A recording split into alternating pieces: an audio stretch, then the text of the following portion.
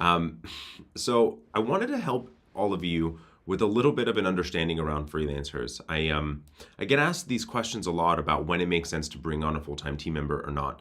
And so the goal for this training is for you to understand when freelancers are appropriate versus a sort of ongoing full-time freelancer and ongoing full-time employee.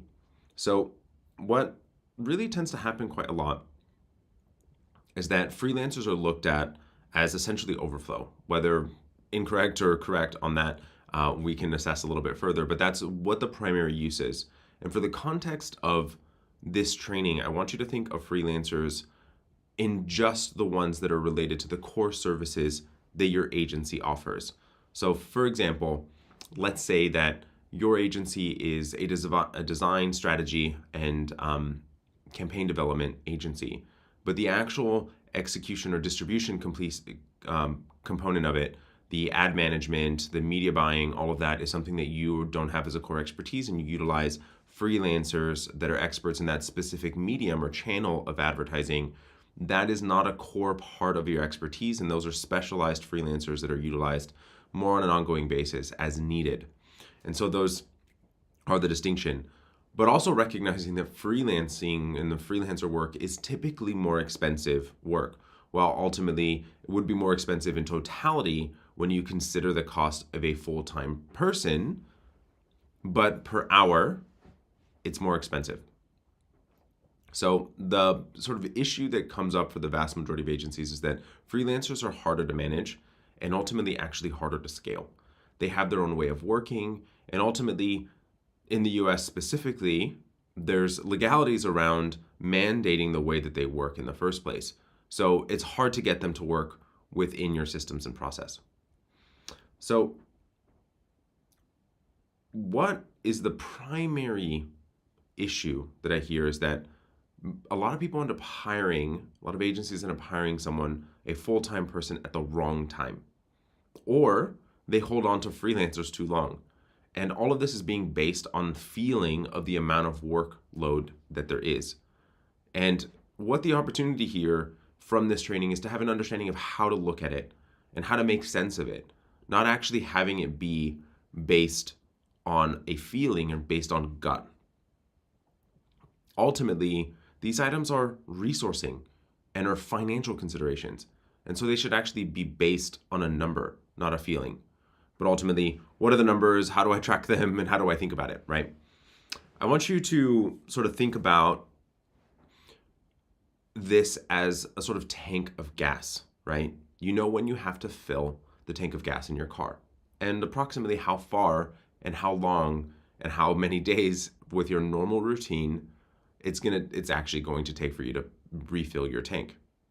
There are obviously variables, how much traffic there is, how fast you're driving, how much time you have to stop and go, and ultimately how heavy of a foot you have. And essentially the same thing applies to your team. How many clients, what is the depth of work that you're doing with them, the size of the project, the size of the scope, and ultimately how that impacts the amount of support that you actually need. So I want to start off with just a definition essentially of the distinction between an ongoing freelancer and a one-off one. The freelancers that are needed to be able to deliver, and as I was explaining, to deliver your core services, but the frequency or volume of them doesn't really warrant a full-time team member at the moment. And then you have the one-off freelancer, and these are really specialists that are not necessary to the core service that you're offering. An important distinction to understand the two of those, really knowing ultimately that there are in different buckets, and we're talking specifically about the ongoing work that's core to your agency. So when we're thinking about how to consider when to bring someone on, I want you to actually look at things from a revenue and cost perspective.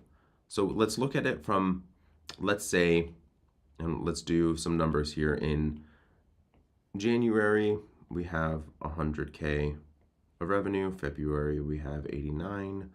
March, we have 75. April, we have 100. May, we have 90. June,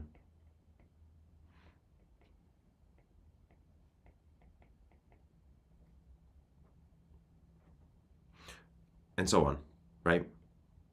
When you're looking at the consideration of what and how much you should actually be spending, you consider on a freelancer basis, I'm spending 10, here I'm spending 9, here I'm spending 7, here I'm spending 10, here I'm spending 9, here I'm spending 11, here I'm spending 8.5, and here I'm spending 10, right? And for this specific role, you're going to think about it in the actual specialization, the title equivalent of what that person would be internally if you were to hire that specific team member. So in this instance, we have 10%, 10%, 10%, another 10%, 10. And so we're going across the board, and this is 11%, 9.8% roughly, 10%. And so understanding what this actually looks like, right? And how many projects if we were to hire this person full-time for this specific title, what would the equivalent value of that dollar be for that particular person? Can we translate all of this work that we have being completed here, these values here, can we translate that into a full-time person? Or would it need to be 2 in this instance? Can we afford, with this existing expense, what we're already spending as a percentage of revenue, to allow for us to understand whether that warrants the hire or not? It's a super important distinction to think about it this way, to actually look at what your historical financial information is actually telling you.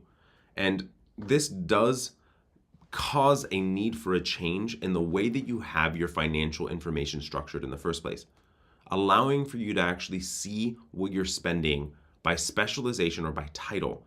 So when you're looking at your financial between these sort of 2 buckets here, right, the freelancer and payroll, in an ideal world, you actually have your ongoing freelance team and your ongoing internal team having the exact same delineations between the amount that you're spending for each function. And you have the titles being the same. It's essentially duplicated on your financial statement. Something you can speak with your bookkeeper about or your financial person about to make sure that ultimately you have your financials determined and broken out this way. So that what the question would be is, can you show me how much we're spending as a percentage of revenue for the past 5 or 6 months, 3 months even, to see where you've been headed trajectory-wise, to know whether you can translate this freelancer expense into a full-time person, and whether we're able to actually, 1, afford it, 2, would it actually potentially improve our margins to be able to do this, and how would that transaction actually look like? What is the timing? How much investment? What is the time lag that it's going to take to get this person up to speed and following our systems and process? And ultimately the training time that goes into it. Obviously, when you hire someone that first day, they're not fully ready to follow all of your processes and systems, and there's some time to get them up to speed. Understanding that investment going into it as well. And so how much of a lag and how much of a financial impact is that going to have? If you have any questions about this, please do me a favor and comment below.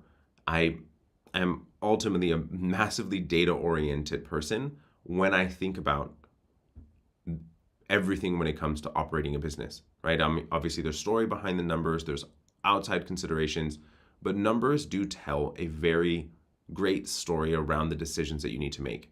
And ultimately, the decisions that I make and the decisions that I recommend that you make are based on knowledge, based on decisions, or the decisions are based on numbers that allow for you to have a surety that you're making the right choice. Incredibly important feature to being able to be more assured in the decision that you're making, knowing that ultimately you're headed in the right direction. There are no perfect decisions in business. There are no perfect decisions in life. But the more that you can actually get to a better process for being able to actually have that decision is phenomenally helpful.